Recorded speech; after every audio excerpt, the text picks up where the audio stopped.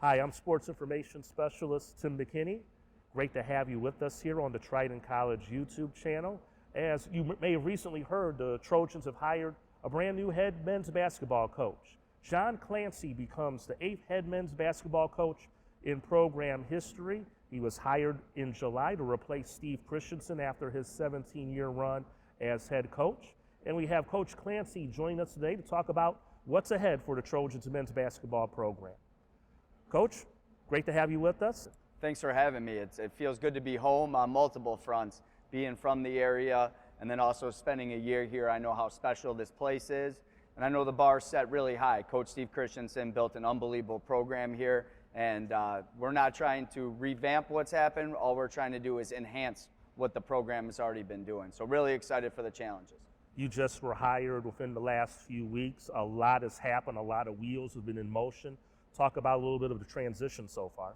Yeah, first and foremost, it starts with getting your staff in line, and the continuity on the staff was very, very important to me, and being able to have Brian Burns stay on staff was huge.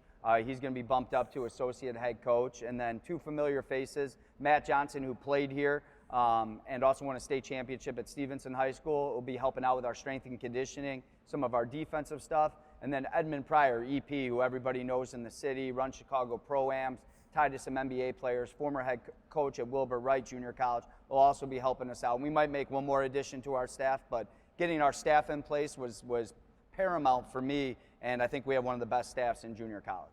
Coach, talk about a lot of the new faces you're going to have. I know there's a couple new faces back, but I know we have several new faces on this year's team. Yeah, so we're going to return D'Angelo Elise, 6'9" big fella from the Bahamas that had an impact last year on a really talented Triton team.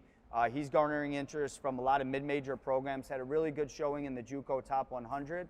And then Tiante McKeithen, long, versatile, 6'5" guard who was playing his best basketball at the end of the year last year, scored 19 points against Mineral Area. Those two will return, and then we have a lot of new faces.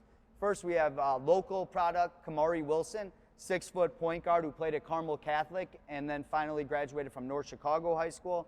He had 4 Division I offers, thought to be one of the top point guards in the state of Illinois. Excited to have Kimo as our point guard moving forward. And then we have a bunch of Division I junior college transfers. 4 of those guys I was very familiar with my time at Logan last year. 2 of them come from Vincennes, which is a perennial powerhouse that won a national championship.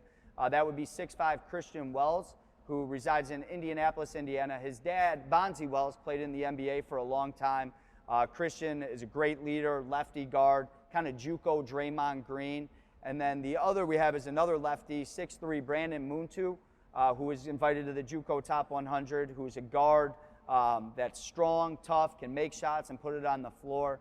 Then we have 2 only central transfers, headlined by 6'5", Kobe Montgomery. Kobe was an all-region and 24 selection and an all-GRAC selection, has been getting multiple Division I offers and interest, has a chance to be one of the most explosive players in junior college. And then J.J. Calicon is a 6'4" wing who was a 2-year starter at Olney Central, who has some low Division I offers that'll garner some mid-major interest. To go with that, we have another junior college transfer in Cam Denson, 6'6", 6'7", played at Odessa, who was ranked number 2 in the country last year for a long period of the season. From Compton, California originally, played for Brandon Cole out at West Coast Elite. Highly thought of coming out of Compton. He has a chance to be a Division I mid-major plus prospect. And then we also have Dayon James, a 6'6" sniper who played at the Skill Factory that won a national championship in post-grad. So the guys that we've recruited are not only talented, but they come from winning programs, that winning has been first and foremost for them. And that's been very important as we put together a primarily whole new roster of guys that are tough, that are talented, and that are willing to play together. And then to go along with that, we also have a familiar name to Triton fans. Alondis Williams' younger brother is going to be joining the team this year.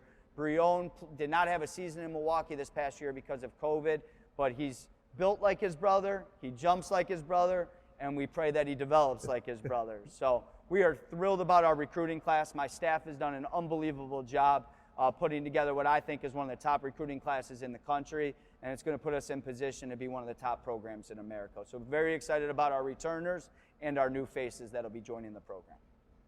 just when we wrap up here, a little bit about you. Anything away from basketball? I know this profession, you can get really soaked into it. You can eat, drink, breathe basketball, Yeah. but away from the game, what do you like to do? I'm a sports fanatic. Sports has shaped me to who I am as a person. I was a high school football coach and also a Legion baseball coach, so I love all sports. I'm excited for college football season to start. I'm a Bears fan. I'm a proud Cubs fan. Hard to say this week with the fire sale that occurred, but family and friends is really important to me. And without my family, I wouldn't be in the situation that I am. They've made sacrifices for me to chase the college basketball coaching dream and realize my dream. So I like to spend as much time with my close family and friends as I can. And then I'm a movie guy. I like movies and Netflix and documentaries. It's nice to have a little escape away from, the responsibility that comes with being a head coach or being around basketball and sports all the time. But those are some of the things that I value. It's about relationships for me. I spend a lot of time working, but in my time not working, I love to be with family and friends. You talk about your family. You recently had a chance to see your grandma for the first time since the pandemic and all the COVID that's happened here. That had to be a big thrill for you, and she has to be very excited for you to have this opportunity. She is. She's asking when she's getting some gear, so Grandma's fired up about that. She's 92. She's sharp as a tack, and she loves hoops and she loves sports. So it was good to see Grandma. It's been great to come home and see everybody, and honestly, the outpouring of support since this has been made public, it's been truly overwhelming in some ways, the amount of people that have pride in this program and that have also helped me get to this point. And without them, none of this would be possible. And I appreciate it beyond words, the support that everybody has reached out, called, text, emails. It means a lot, and I'm truly grateful for that. Well, Coach Clancy, looking forward to the start of the season, looking forward to seeing how things progress as you get the team prepared for what should be a very exciting year, and I appreciate the time. All right, that's head coach John Clancy, the 8th head coach in the history of the Triton College men's basketball program.